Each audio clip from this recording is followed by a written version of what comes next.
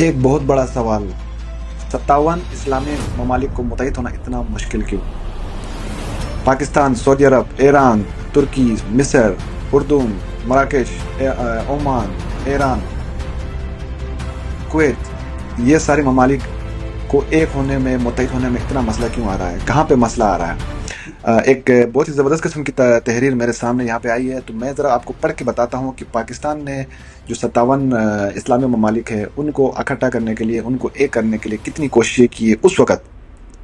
آج سے کوئی 50 سال پہلے پاکستان نے یہ کام جو اس وقت OIC میں ہو رہا ہے یا پھر دوسرے تنظیمیں کر رہی ہیں، یہ کام پاکستان کے پولیٹیشینز، پاکستان کے سیاستدان، پاکستان کے دوسرے جو لوگ ہیں، ان لوگوں نے کتنی محنت کی تھی یہ سب کرنے کے لیے۔ تو میرے سامنے ایک ایسا زبردست قسم کی کسی نے تحریر ہے، کسی نے لکھا ہے، وہ میں آپ کو پڑھ کے سناتا ہوں کہ پاکستان نے کیا کیا تھا اس وقت جب آج سے 50 سال پہلے ان سب ممالک کو ایک کرنے کے لیے۔ یہ ہے فروری 1994 میں اسلامی ممالک کے تنظیم اسلامی تعاون OIC کا دوسرا سربراہی اجلاس پاکستان کے شہر لاہور میں منعقد ہوا۔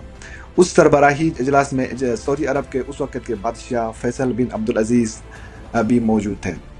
OIC کے سربراہ اجلاس سے خطاب کرتے ہوئے پاکستان کے اس وقت کے پرائم منسٹر ذوالفقار علی بھٹو نے کہا کہ ہم ایک غریب ملک ہے، ہمارے پاس وسائل محدود ہے، ہمارے پاس اتنے پیسے نہیں کہ معاشی اداروں کی تعمیر میں اپنا حصہ ڈال سکے، ہم اس صورتحال میں معاشی تعاون نہیں کر سکیں گے۔ ساتھ میں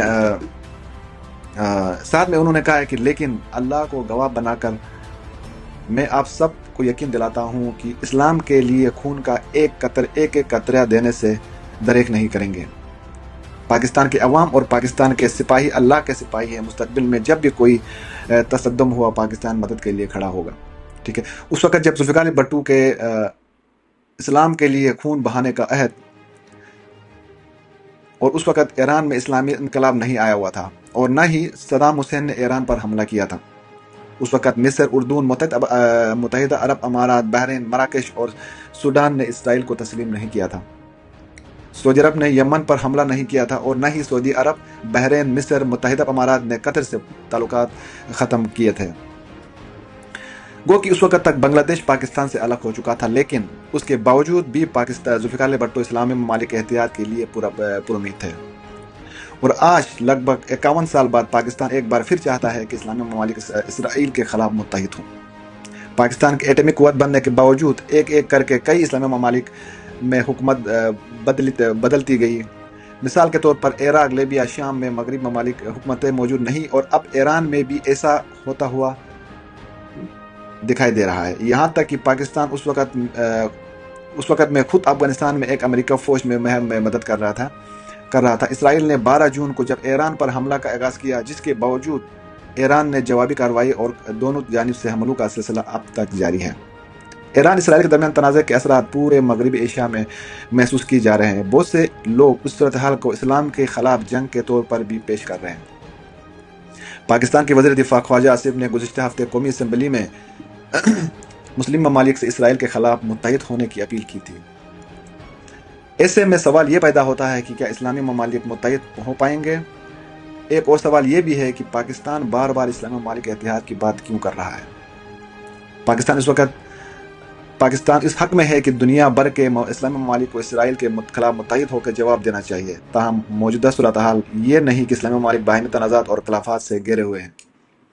سعودی عرب اور ایران کے درمیان کشیدگی ابھی تک ختم نہیں ہوئی۔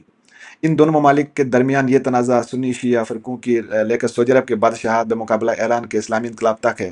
آذربائیجان ایک شیعہ اکثریتی مسلم ملک ہے، لیکن اس کے اسرائیل کے ساتھ بڑے قریبی تعلقات ہیں، جبکہ اس کا شیعہ اکثریتی ملک ایران کے ساتھ جو ہے نا ابھی تک تناؤ ہے، ان کے ساتھ جو ہے ان کے تعلقات وہ نہیں ہیں جو ہونے چاہیے۔ دوسری جانب جب امریکہ نے عراق پر حملہ کیا اور صدام حسین کی پھانسی کو یقینی بناتے ہوئے ایران نے امریکہ کے ملک مخالفت نہیں کی۔ ایران میں جب اس اسلامی سال انقلاب آیا، اس سال مصر نے اسرائیل کو تسلیم کر لیا اور اس کے ساتھ سفارتی تعلقات قائم کرنے کا فیصلہ کر لیا۔ اردن نے بھی 1994 میں اسرائیل کو تسلیم کیا ہوا تھا۔ متحدہ امارات، بحرین، مراکش اور سوڈان نے بھی 2020 میں بھی اسرائیل کے ساتھ سفارتی تعلقات بحال کر لیے۔ ترکی اسرائیل کے ساتھ سفارتی تعلقات کرنے والا پہلا متحدہ عرب امارات کو اور بحرین کو اس وقت کے تنقید کا نشانہ بنا رہے تھے، جبکہ خود ترکی اسرائیل کے ساتھ سفارتی تعلقات ہیں۔ یاد رہے کہ ترکی اسرائیل کے درمیان 1949 میں سفارتی تعلقات ہے، 1949 سے سفارتی تعلقات ہیں۔ ترکی پہلا مسلم اکثریتی ملک تھا جس نے اسرائیل کو تسلیم کیا ہوا تھا۔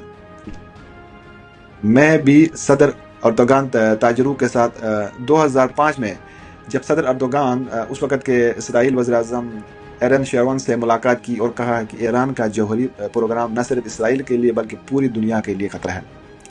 ایسے میں سوال یہ پیدا ہوتا ہے کہ کیا اسلامی ممالک اسرائیل کے خلاف اپنے تمام اختلافات اور تصادات بھول جائیں گے؟ کیا اسلامی ممالک جو ہے اپنے تمام اختلافات بھول کر اسرائیل کے خلاف اکٹھے ہو جائیں گے؟ کیا 57 اسلامی ممالک اکٹھے ہو کر اپنے لوگوں کے لیے کام کر پائیں گے؟